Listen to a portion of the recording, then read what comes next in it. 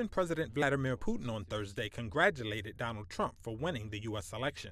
In his first public remarks since Trump's win, Putin said Trump acted like, quote, a real man during an assassination attempt on him, and added that Moscow was ready for dialogue. If any of the Western leaders want to resume contacts, I have always said, and I want to say it again, we have nothing against it.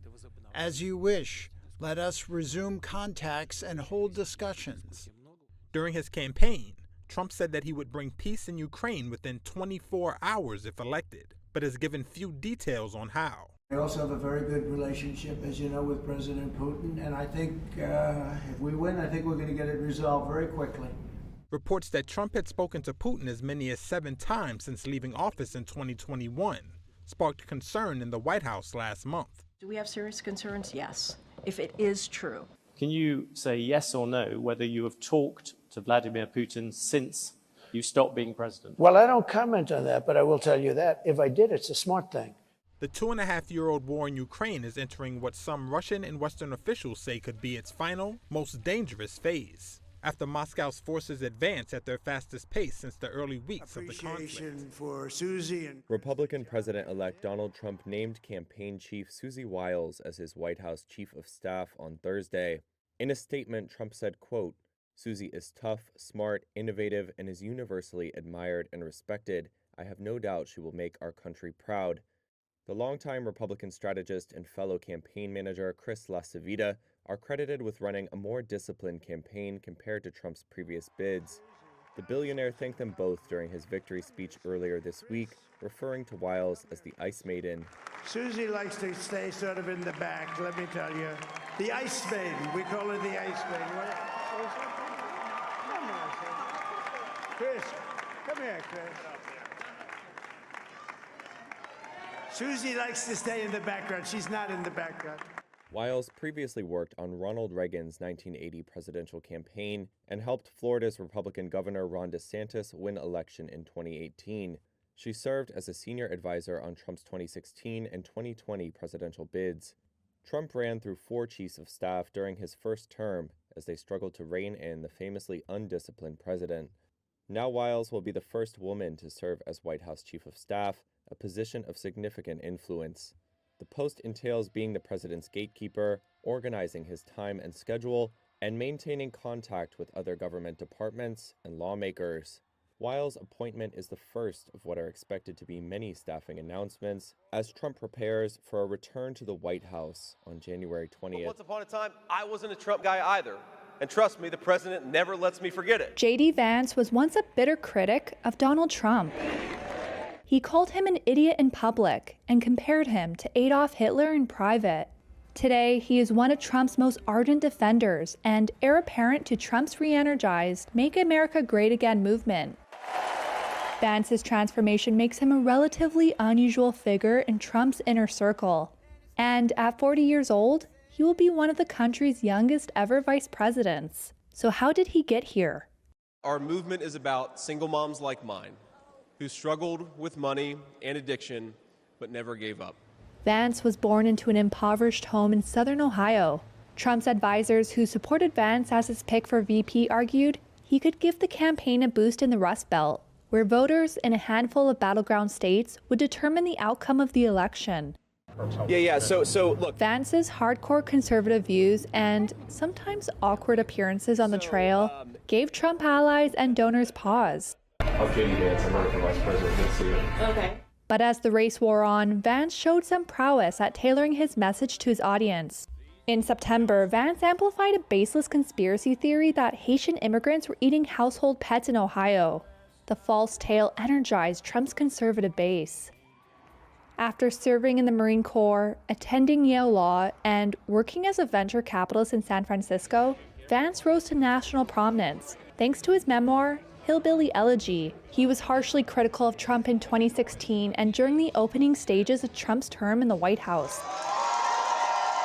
But by the time Vance ran for Senate in 2022, he demonstrated signs of loyalty, including downplaying the January 6th attack on the U.S. Capitol by Trump's supporters. Thanks to the president for everything. That won him the former president's endorsement, which put him over the top in a competitive primary. After the greatest political comeback in American history, we're going to lead the greatest economic comeback in American history under Donald Trump's leadership. Trump and many of his allies and advisors see Vance's transformation as genuine. But Democrats and even some Republicans have questioned whether Vance is driven more by opportunism than ideology.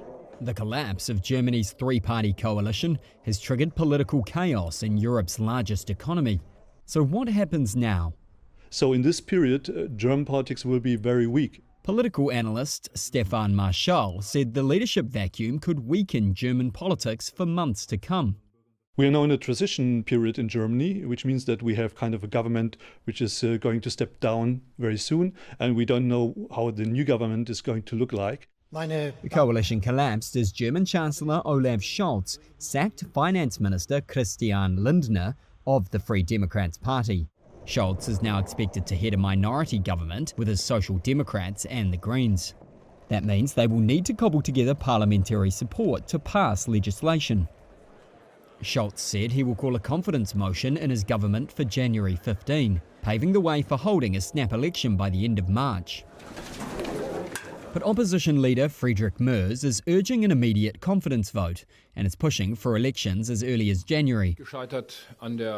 Scholz largely controls the pace of events, meaning the opposition can only push him out earlier if they can find a majority for a specific alternative chancellor.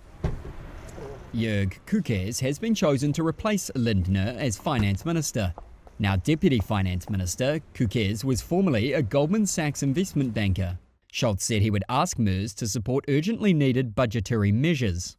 The German economy is already struggling with higher energy costs and eroding competitiveness. The political chaos will bring more pain to its ailing economy, further hurting confidence. That will likely be another blow to consumption and investment, which are already poised to decline. The world's third largest economy has lagged the European Union average since 2021. It is expected to shrink for the second year running in 2024, making it the worst performer among the G7. Time-lapse video captures multiple Israeli airstrikes on Beirut's southern suburbs. Subjected to 2 waves of bombing, one late Wednesday and another early Thursday. At least one strike was just meters from the runways of Beirut's airport. This was the scene of devastation on Thursday morning, whole swathes reduced to rubble. Testament to how negotiations to stop the war stalled ahead of the US election.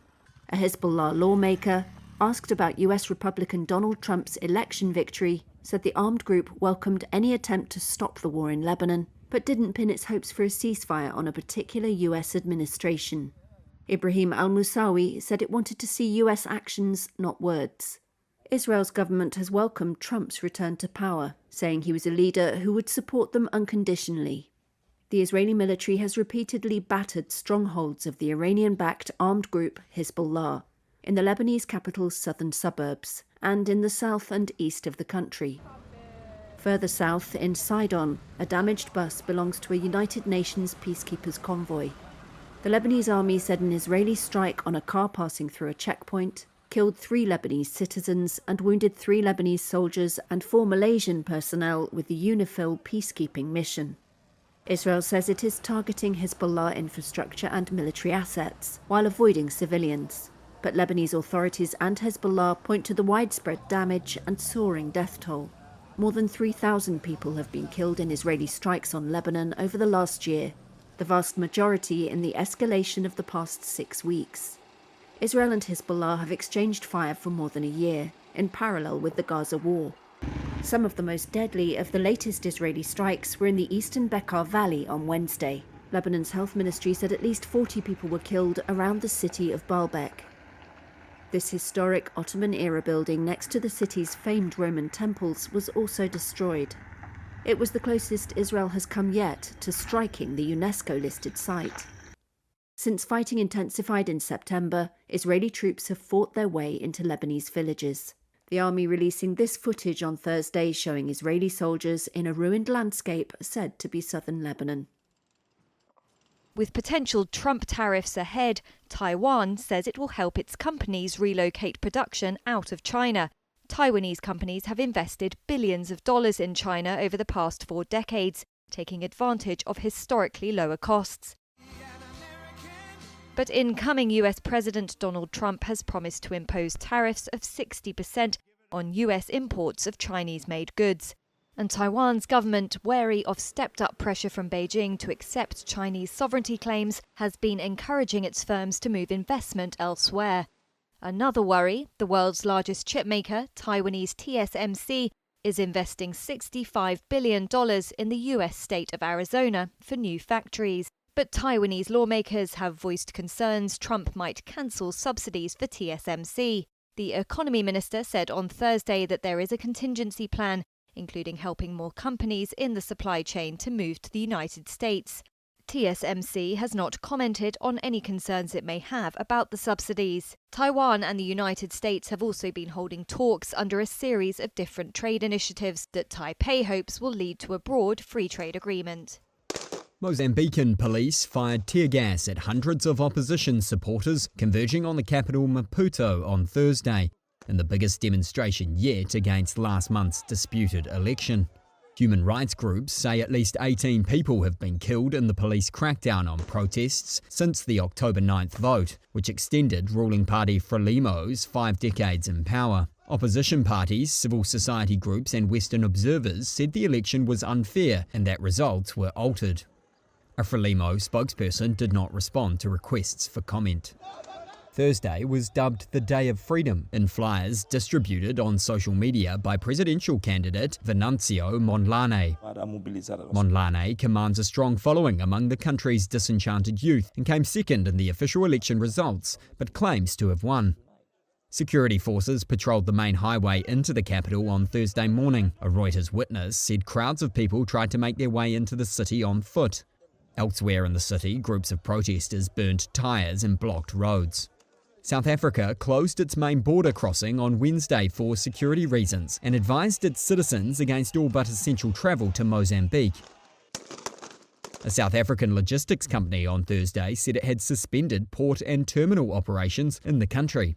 Mozambique's Constitutional Council this week ordered the Electoral Commission to clarify why there had been discrepancies in the number of votes counted in the elections, according to a letter seen by Reuters. An Electoral Commission spokesperson did not immediately respond to a message seeking comment.